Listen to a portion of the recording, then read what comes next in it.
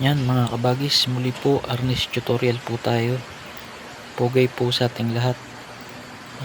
Shout out po kay Kabagis Jet Karin Australia. Ano po ang masugid po nating tagapanood sa ating pong mga tutorial. Ano po, salamat po sa inyo Sir Kabagis Jet. Ano po, ayan, yan po yung harness kali di abanico po yan. Bali 5 strike lang po yan. Ano po, ito po yung bilang nya. Position 1/2, 3 abanico, 4/5 point snap strike. Ayan, ulit po,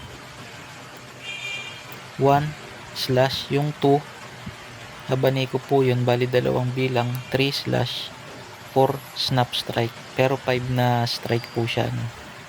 Ayan, ulit po, bilangan po natin 1, 2, 3, 4, 5. Ayan, ulit po yung sa mabilis na execution nya. Ito po yun.